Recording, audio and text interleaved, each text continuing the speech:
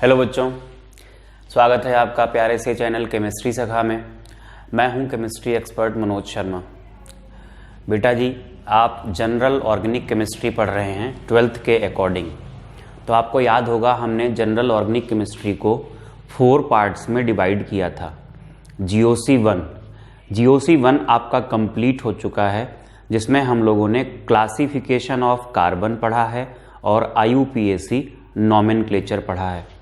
अगर आप लोगों ने GOC1 के लेक्चर्स नहीं देखे हैं तो पहले आप प्लेलिस्ट जनरल ऑर्गेनिक केमिस्ट्री पे जाइए। शुरुआत के जो 4 लेक्चर्स हैं वो जनरल ऑर्गेनिक केमिस्ट्री 1 के हैं, मतलब उसमें जो पहला लेक्चर होगा वो क्लासिफिकेशन ऑफ कार्बन का होगा और जो 3 लेक्चर्स होंगे बाकी के वो IUPAC नॉमेनक्लेचर के होंगे। आज हम लोग जो बात करेंगे वो 12th के अकॉर्डिंग जो GOC चल रही है, GOC2। इसमें हम लोग इलेक्ट्रॉनिक इफेक्ट्स और उनके एप्लीकेशंस पढ़ते हैं। तो थोड़ा सा आपको आइडिया देते हैं कि इलेक्ट्रॉनिक इफेक्ट्स या इलेक्ट्रॉनिक डिस्प्लेसमेंट ये है क्या और क्यों इसको हम पढ़ते हैं। तो हमारी जो हेडिंग है वो है इलेक्ट्रॉनिक इफेक्ट्स या इलेक्ट्रॉनिक इफेक्ट्स को ही हम लोग बोलते हैं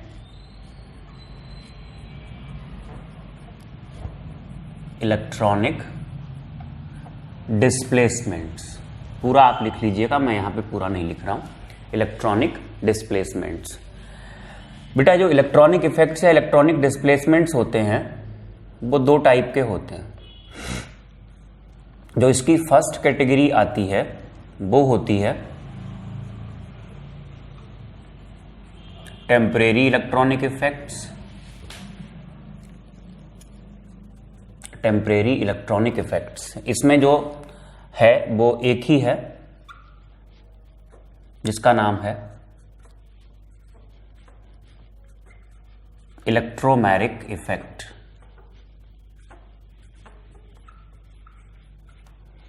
जो दूसरी कैटेगरी आती है वो है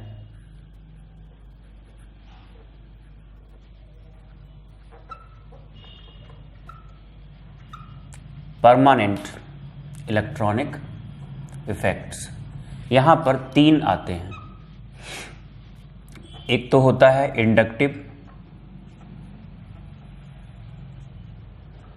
इंडक्टिव इफेक्ट, दूसरा होता है मीजोमैरिक इफेक्ट,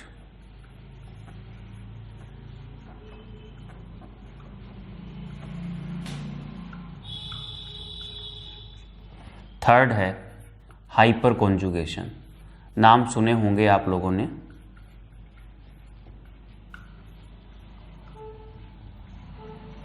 बेटा, यहां पर जो 12th में हम लोग बात करेंगे वो एक तो इंडक्टिव इफेक्ट पढ़ेंगे और दूसरा मीजोमैरिक पढ़ेंगे।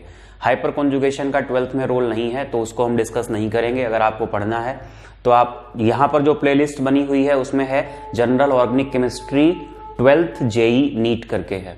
और अगर आपको हाइपर कॉन्जुगेशन और इलेक्ट्रोमैरिक भी पढ़ने हैं तो आपको फिर general organic chemistry 11th JEE NEET पे जाना पड़ेगा। ठीक है, वहां से आप पढ़ सकते हो और इनके एप्लीकेशंस को भी आप वहां पे सारे पढ़ाए जाएंगे, ये सब देख सकते हो। लेकिन होता क्या है ना, 11th में आप लोग पढ़ के आए होते हो और 12th में आते आते ये भूल चुके होते हो, तो हमें वो सेगमेंट रिवाइज कराना पड़ता है जिसका 12th में यूज है। अगर ये हम आपको रिवाइज नहीं कराएंगे तो फिर आपको 12th की ऑर्गेनिक केमिस्ट्री समझ में नहीं आ पाएगी, इसलिए यहां पर हम इसका रिवीजन कराते हैं। तो बेटा, इलेक्ट्रॉनिक इफेक्ट या इलेक्ट्रॉनिक डिस्प्लेसमेंट है क्या?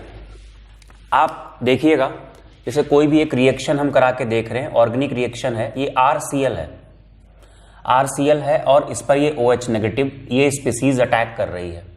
तो वैसे क्या होता है, यहां पर पार्शियल नेगेटिव होता है, यहां पार्शियल पॉजिटिव होता है। क्यों होता है? क्योंकि जो क्लोरीन की इलेक्ट्रोनेगेटिविटी है वो कार्बन से ज्यादा होने की वजह से सिग्मा इलेक्ट्रॉन्स पार्शियली डिस्प्लेस्ड होते हैं। किसके तरफ? क्लोरीन की तरफ। तभी इस पर ये अटैक करता है R की तरफ। तो ये जो यहां देखा आपने इलेक्ट्रॉन्स का एक डिस्प्लेसमेंट हुआ, बेसिकली ये इंडक्टिव इफेक्ट के अंदर आता है। तो फिर क्या होता है, इसी वजह से क्या होता है, ये इलेक्ट्रॉन पूरी तरीके से Cl के पास ट्रांसफर कर दिए जाते हैं, R पे RCl बन जाएगा, सॉरी ROH बन जाएगा और यहाँ पर ये Cl माइनस आ जाएगा। तो होता क्या, जब भी हम कोई केमिकल रिएक्शन पढ़ेंगे तो पुराने बॉन्ड्स टूटेंगे, नए बॉन्ड्स बनेंगे। जब बॉन्ड्स टूटते हैं तब भी इलेक्ट्रॉन्स का डिस्प्लेसमेंट होता है और जब बॉन्ड्स नए बनते हैं तब भी इलेक्ट्रॉन्स का डिस्प्लेसमेंट होता है। दैट्स वाई हम लोग यहाँ पर ये इलेक्ट्रॉनिक इफेक्ट या इलेक्ट्रॉनिक डिस्प्लेसमेंट्स के बारे में डिस्कशन करते हैं कि ये कितने टाइप के हो सकते हैं और कहाँ तक इनकी स्ट्रेंथ होती है और क्या इनके एप्लीकेशंस होते हैं। तो ये पढ़ना हमारे लिए बहुत ज़रूरी हो जाता है। ध्यान दीजिएगा, ये हमने दो कैटेगरीज में डिवाइड किए हैं, एक टेम्परेरी और एक परमानेंट। ये किस बेसिस पे किए हैं? जैसे ये कोई एल्कीन थी, ये बेटा जो एल्कीन थी C डबल बॉन्ड C था यहाँ पे, ये एल्कीन स्टेबल थी। मतलब ये जो पाई बॉन्ड होता है, एक तो सिग्मा बॉन्ड है जो एक्सियल ओवरलैपिंग से बनता है और एक पाई होता है जो साइड वाइज ओवरलैपिंग से बनता है। तो पाई इलेक्ट्रॉन्स का एक्सपोजर ज्यादा होता है, उन पर अटैक इजिली किया जा सकता है। तो हो क्या रहा है, अभी तो ये स्टेबल है लेकिन एक स्पीसीज आ गई E पॉजिटिव नाम की, जिसको हम लोग इलेक्ट्रोफाइल कहते हैं। अटैकिंग रिएजेंट्स होते हैं, दो टाइप के होते हैं, एक इलेक्ट्रोफाइल होता है जो इलेक्ट्रॉन डेफिशिएंट होते हैं, इलेक्ट्रोफाइल मतलब इलेक्ट्रॉन्स लविंग, और दूसरे होते हैं न्यूक्लियोफाइल, ये इलेक्ट्रॉन रिच होते हैं। तो ये पॉजिटिव चार्ज लविंग होते हैं, इसीलिए पॉजिटिव चार्ज पे अटैक किया था। तो इलेक्ट्रोफाइल आ गया यहाँ पे। इलेक्ट्रोफाइल के पास इलेक्ट्रॉन्स की कमी है, इसको इलेक्ट्रॉन्स चाहिए। देखो जब ये नहीं था तो कुछ भी नहीं था, यहाँ पे जो हम प्रोसेस कराएंगे वो इसकी प्रेजेंस में होगी। इलेक्ट्रोफाइल आया, उसको इलेक्ट्रॉन्स चाहिए, इलेक्ट्रॉन्स चाहिए तो ये क्या करता है, इस कार्बन की सपोर्ट कर देता है और इससे क्या होता है, आप ये मान के चलिए ये इलेक्ट्रॉन जो पाई थे ये दोनों इसकी तरफ शिफ्ट हो जाते हैं। तो इस तरीके से यहाँ पॉजिटिव और यहाँ पर जो चार्ज आता है वो कैसा आ जाता है, नेगेटिव। और फिर ये जो E पॉजिटिव, इसको जो इलेक्ट्रॉन्स चाहिए थे वो ये ले लेता है और यहाँ पर ये स्थिति बन जाती है कि कुल मिला के ये E यहाँ जुड़ गया इस तरीके से। तो जो भी ये हुआ क्या, ये पाई इलेक्ट्रॉन्स को एक तरफ शिफ्ट करा दिया गया। पाई इलेक्ट्रॉन्स को जो एक तरफ शिफ्ट कराया गया वो अटैकिंग रिएजेंट की प्रेजेंस में कराया गया। अगर अटैकिंग रिएजेंट नहीं होता तो यहां पर ये कुछ भी नहीं होने वाला था। ये पाई इलेक्ट्रॉन्स का डिस्प्लेसमेंट जो कंप्लीट ट्रांसफर है वो बिल्कुल भी नहीं होने वाला था। तो ऐसे इलेक्ट्रॉनिक इफेक्ट्स जो अटैकिंग रिएजेंट की प्रेजेंस में ही लगते हैं उनको हम कहते हैं टेम्परेरी इलेक्ट्रॉनिक इफेक्ट्स। और जैसे ये वाला था, OH नेगेटिव ना होता तब भी इलेक्ट्रोनेगेटिविटी में डिफरेंस की वजह से यहां पर पार्शियल नेगेटिव और यहां पर पार्शियल पॉजिटिव, मतलब सिग्मा इलेक्ट्रॉन्स का जो पार्शियल डिस्प्लेसमेंट हुआ है वो है ही, चाहे अटैकिंग रिएजेंट हो या ना हो। तो ऐसे इलेक्ट्रॉनिक इफेक्ट्स जहां पर अटैकिंग रिएजेंट्स की प्रेजेंस जरूरी नहीं है वो होते हैं परमानेंट इलेक्ट्रॉनिक इफेक्ट्स। तो होपफुली ये समझ में आ गया होगा टेम्परेरी और परमानेंट किस बेसिस पे दिया गया है। टेम्परेरी वो होते हैं जो अटैकिंग रिएजेंट की प्रेजेंस में ही लगते हैं। जैसे अगर ये अटैकिंग रिएजेंट नहीं होता तो ये जो ट्रांसफर हुआ है इलेक्ट्रॉन्स का ये कुछ भी नहीं होने वाला था, वो इलेक्ट्रोफाइल की प्रेजेंस में ही हुआ। तो ये आप बात लिख लीजिए, थोड़ा सा इसको हम डिफाइन करते हुए चलते हैं सो दैट जब आप कभी थोड़ा बहुत भूल जाओ और उसके बाद रिवीजन करो तो भी आपको क्लियर हो जाए। तो नई लाइन से लिख लीजिएगा, the electronic effects which take place only in the presence of attacking reagents are called temporary electronic effects। Example तो आपको पता ही है, पहले ही हमने आपको लिखा दिया। फिर आप लिखेंगे द इलेक्ट्रॉनिक इफेक्ट्स, नई लाइन से लिखेंगे the electronic effects for which presence of attacking reagents is not required are permanent electronic effects. तो ये क्लासिफिकेशन हो गया, ठीक है। टेम्परेरी क्या है वो बता दिए, परमानेंट क्या है वो बता दिए। 11th में तो सारे पढ़ाए जाएंगे लेकिन 12th में आप पर बर्डन ज्यादा ना बढ़े, दैट्स वाई हम केवल 12th वाला लेकर के चल रहे हैं, ठीक है। या 13th का जो बैच होता है, मतलब ड्रॉपर्स जो होते हैं जो कंपटीशन की तैयारी करते हैं 12th के बाद, उनको भी एक साथ सारे पढ़ाए जाते हैं। और जो 11th 12th के साथ कर रहे हैं उनको 11th के अकॉर्डिंग और 12th के अकॉर्डिंग पढ़ाया जाता है। तो बेटा जो शुरुआत हम लोग करेंगे यहां पर वो करेंगे इंडक्टिव इफेक्ट से। इंडक्टिव इफेक्ट को आप लोग देख लीजिए क्या होता है इंडक्टिव इफेक्ट। ये हमारे पास कार्बन चेन है, यहां पर सिग्मा बॉन्ड से ही, मतलब सिंगल बॉन्ड से अटैच कोई एटम या ग्रुप है जो भी एटम है, अगर मान लो ये क्लोरीन है तो आपको पता है क्लोरीन की इलेक्ट्रोनेगेटिविटी कार्बन से ज्यादा होती है। क्लोरीन की इलेक्ट्रोनेगेटिविटी कार्बन से ज्यादा होने की वजह से सिग्मा इलेक्ट्रॉन्स का पार्शियल डिस्प्लेसमेंट इसकी तरफ हो जाएगा। इस पर माइनस चार्ज आएगा, पार्शियल नेगेटिव, और इस पर पार्शियल पॉजिटिव आएगा। डेल्टा का मतलब ही होता है स्मॉल वैल्यू ऑफ चार्ज। इस पर पार्शियल पॉजिटिव आ गया। अच्छा, ये पॉजिटिव चार्ज कार्बन चेन के थ्रू ट्रैवल करेगा। यहां पर डेल्टा है तो यहां डबल डेल्टा दिखाते हैं, मतलब और छोटी वैल्यू। यहां पर क्या दिखाते हैं हम, ट्रिपल डेल्टा दिखाते हैं, मतलब और छोटी वैल्यू। 3 या 4 कार्बन के बाद इसको हम क्या करते हैं, इग्नोर कर देते हैं, ये नेग्लिजिबल हो जाता है। अगर ये डिस्प्लेसमेंट बहुत ज्यादा हुआ था, इलेक्ट्रोनेगेटिविटी में यहां और यहां की इलेक्ट्रोनेगेटिविटी में डिफरेंस बहुत ज्यादा था, तब ये हम 4 कार्बन तक मान लेते हैं। और अगर इलेक्ट्रोनेगेटिविटी में डिफरेंस बहुत ज्यादा नहीं था तो इसको हम 3 कार्बन तक मान के चलते हैं। ये जो हुआ है सिग्मा इलेक्ट्रॉन्स का पार्शियल डिस्प्लेसमेंट, और जो पार्शियल चार्जेस आए थे उनका जो कार्बन चेन थी उसमें ट्रैवल होना, that is called inductive effect. तो ये तो वैसे भी आपका पढ़ा हुआ है केमिकल बॉन्डिंग में, वहां पर आप 2 टाइप के कोवेलेंट बॉन्ड्स पढ़ते थे, एक पोलर और एक नॉन पोलर। तो ये पोलर कोवेलेंट बॉन्ड ही तो है जिसकी वजह से यहां पर जो चार्ज आया है और वो चार्ज क्या हुआ है, सैचुरेटेड कार्बन चेन में ट्रेवल किया है। तो ये इंडक्टिव इफेक्ट है। अच्छा, इंडक्टिव ऐसा भी तो हो सकता है कि जो ग्रुप है, ग्रुप या एटम है, उसकी इलेक्ट्रोनेगेटिविटी, जो भी ग्रुप है उसकी इलेक्ट्रोनेगेटिविटी कार्बन से कम हो तो इलेक्ट्रॉन कार्बन की तरफ आ जाएंगे। यहां पर पार्शियल नेगेटिव और यहां पर पार्शियल पॉजिटिव आएगा। इस तरीके से डबल डेल्टा और यहां पर हो जाएगा ये ट्रिपल डेल्टा। ऐसा भी पॉसिबल है कि इलेक्ट्रॉन्स कार्बन चेन की तरफ चले जाएं। ये वाले ग्रुप्स जो इलेक्ट्रॉन्स को अपनी तरफ डिस्प्लेस करा लेते हैं, इनको हम नेगेटिव इंडक्टिव ग्रुप्स यानी -I ग्रुप्स कहते हैं।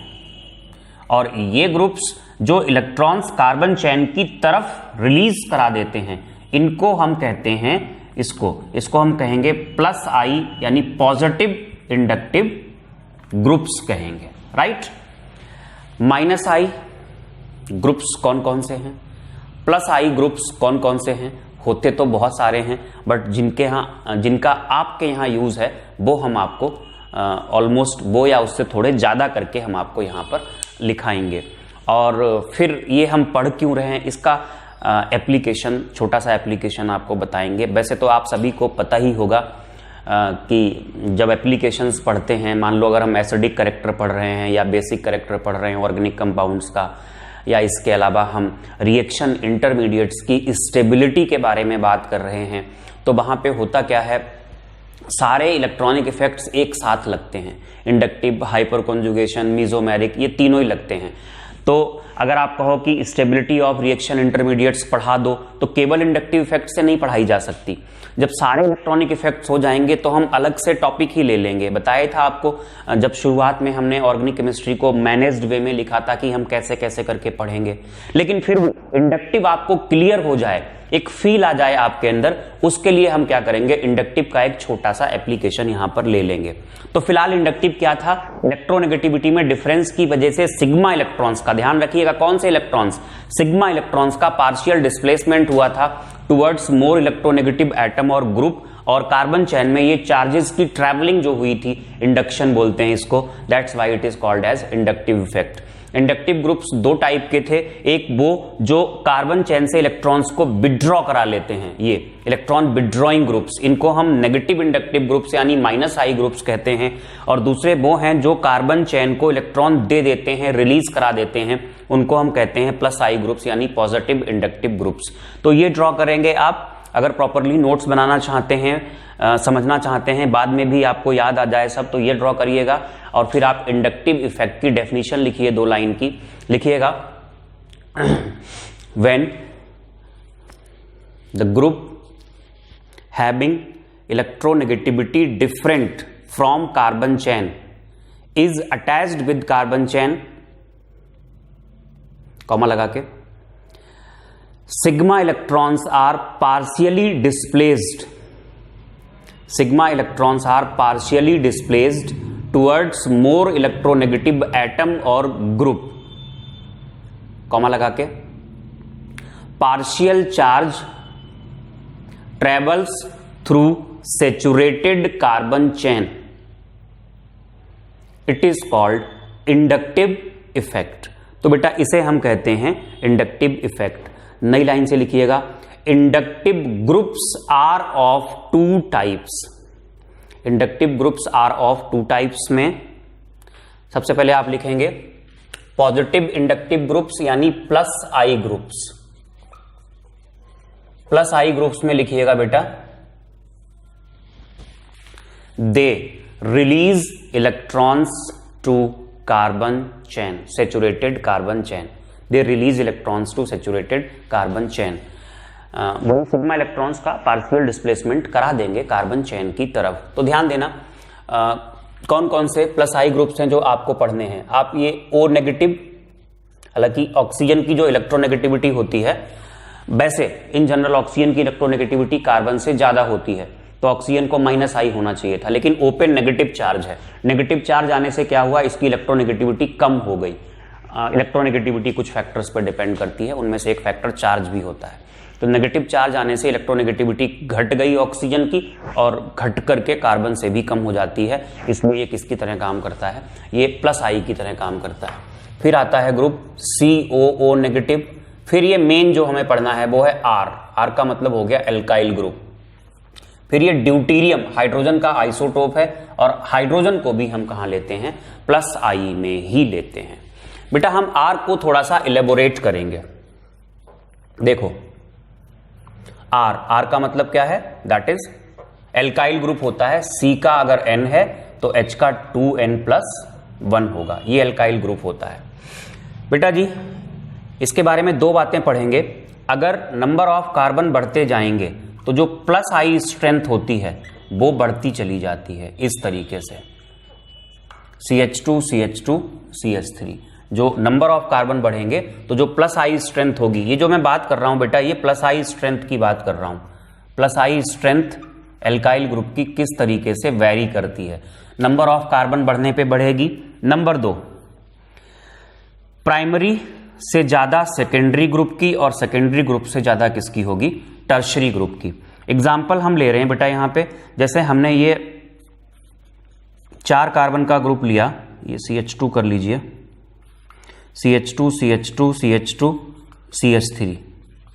फिर यहां पर हमने ये CH3 किया, CH2 CH3, 1 2 3 4 यहां भी हैं। ये प्राइमरी है, ये सेकेंडरी है, और फिर हमने यहां पर लिया टर्शरी। इसकी जो प्लस आई स्ट्रेंथ होगी वो और ज्यादा होगी। फिलहाल तो हमने यहां पर नंबर ऑफ कार्बन को कांस्टेंट माना था, लेकिन ऐसा कोई जरूरी नहीं है कि नंबर ऑफ कार्बन बराबर हो तभी ये प्लस आई स्ट्रेंथ का ऑर्डर आएगा। जो टर्शरी ग्रुप होता है उसकी प्लस आई स्ट्रेंथ ज्यादा होती है सेकेंडरी और प्राइमरी से, भले ही नंबर ऑफ कार्बन सेम रहें या ना रहें।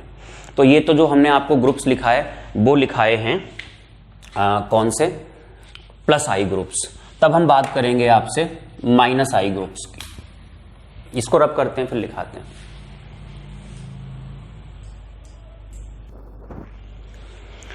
तो बेटा माइनस आई ग्रुप्स की अगर हम बात करें, जिनकी आपको जरूरत पड़ेगी, होते तो बहुत ज्यादा हैं, उसमें आप एक ले लीजिए NH3 पॉजिटिव।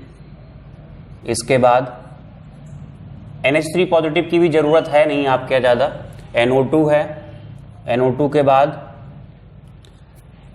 CN है जिसकी आपको जरूरत पड़ेगी, CN के बाद CHO ले लीजिए। फिर ये एल्डिहाइड ग्रुप हो गया, ये C डबल बॉन्ड O, ये कीटोन हो गया। इसके बाद बेटा जी कार्बोक्सिलिक ग्रुप ले लीजिए, COOH। फिर ये हैलोजन्स आते हैं, फ्लोरीन, क्लोरीन, ब्रोमीन, और ये आयोडीन आ गया। इसके बाद OH आएगा, OH के बाद OR आएगा, फिर NH2 आएगा। इसके बाद C ट्रिपल बॉन्ड CH। देखो बेटा होता क्या है, ट्रिपल बॉन्डेड कार्बन की जो इलेक्ट्रोनेगेटिविटी होती है वो काफ़ी बढ़ जाती है, क्योंकि यहाँ हाइब्रिडाइजेशन sp पहुंच जाता है। फिर आएगा ये C6H5, ये फिनाइल ग्रुप है, और फिर ले लीजिए ये vinyl group, CH double bond CH2। ये मैंने आपको IUPAC का जो लास्ट लेक्चर पढ़ाया है उसमें बताए हैं इनके नाम। फिनाइल होता है, ये विनाइल होता है, स्टाइलिनिक होता है, ये सब। तो ये -I ग्रुप्स हो गए। थोड़ा सा आइडिया लेते हैं कि इंडक्टिव इफेक्ट को हम कैसे अप्लाई करेंगे, जिससे आपको एक फील आ जाएगा कि हमने इसको पढ़ा क्यों। तो डालेंगे आप एक छोटी सी heading, applications of inductive effect. हालांकि सारे नहीं पढ़ा रहे हैं, सारे इलेक्ट्रॉनिक इफेक्ट्स भी नहीं यहाँ पे लगा रहे हैं, एक छोटा सा आइडिया आपको दे रहे हैं कि इंडक्टिव को अप्लाई कैसे करते हैं। तो ध्यान दीजिएगा, जो पहला एप्लीकेशन हम ले रहे हैं वो है स्टेबिलिटी ऑफ कार्बोकेटाइन। देखो कार्बोकेटाइन क्या होता है? कार्बोकेटाइन होता है जहां कार्बन पर चार्ज पॉजिटिव होता है। ये पहला एप्लीकेशन ले रहे हैं जहां कार्बन पे पॉजिटिव चार्ज होता है।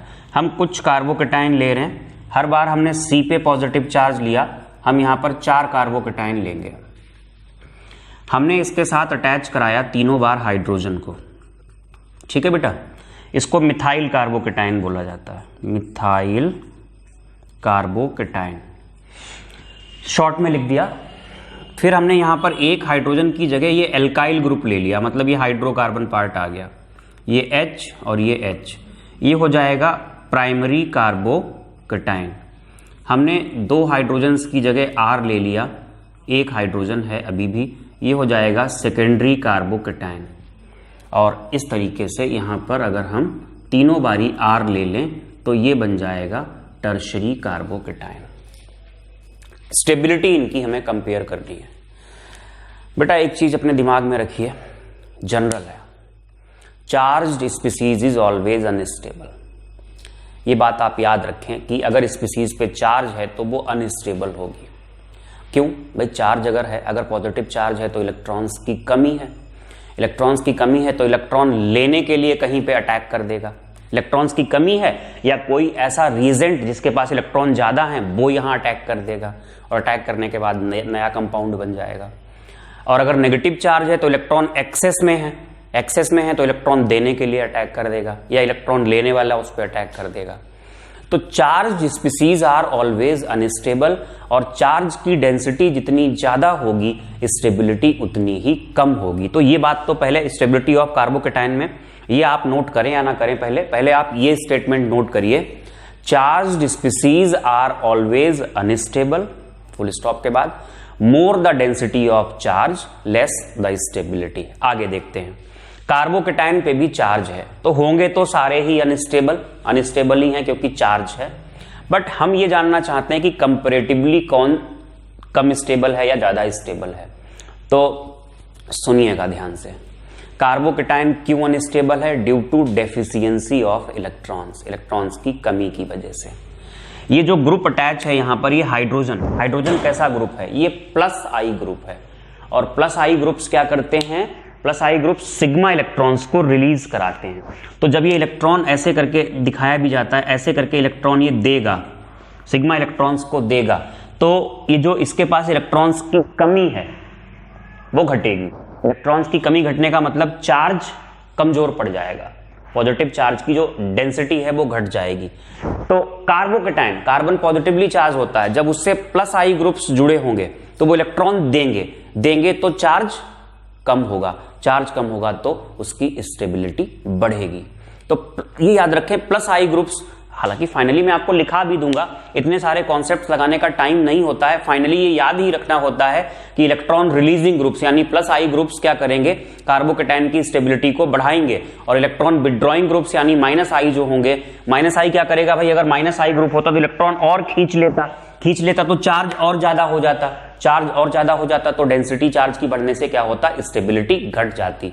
तो फाइनली हम आपको लिखाएंगे ये, लेकिन कॉन्सेप्ट यही है कि +I ग्रुप इलेक्ट्रॉन जब देते हैं तो क्या होता है? चार्ज कम हो जाता है, और चार्ज कम होने से क्या होगा? स्टेबिलिटी बढ़ जाएगी। तो लिख लीजिए फिर भी, फाइनली तो हमें एक लाइन ही याद रखनी है, लेकिन कॉन्सेप्ट यही है। अगर आपका कभी मन करे कि अरे ये आया कैसे, तो आप इसको पढ़ सकते हो। लिखिएगा, carbocations are unstable due to deficiency of electrons. Carbocations are unstable due to deficiency of electrons,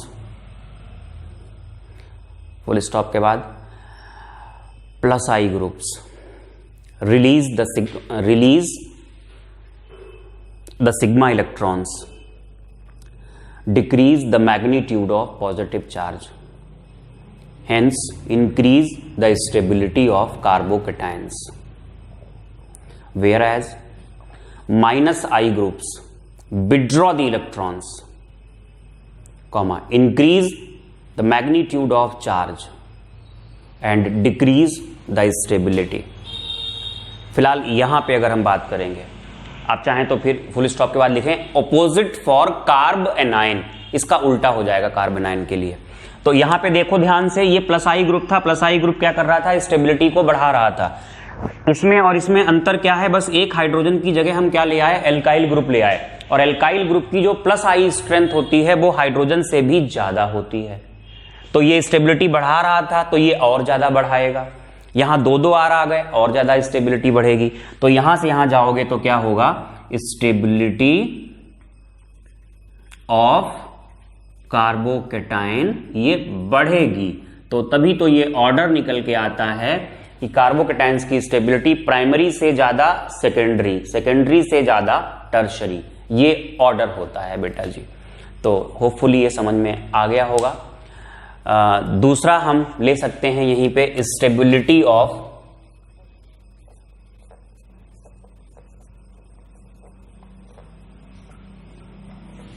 carb anions. हम कार्ब एनायंस भी 4 ले लेते हैं, नेगेटिव चार्ज होगा यहां H H H, इसको हम कहेंगे मिथाइल कार्ब एनायन। एक H की जगह हम R ले आए, H H नेगेटिव चार्ज, ये प्राइमरी कार्ब एनायन हो गया।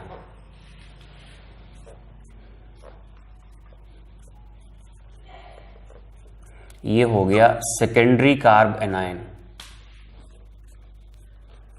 और ये हुआ यहां पर बेटा टर्शरी कार्ब एनायन।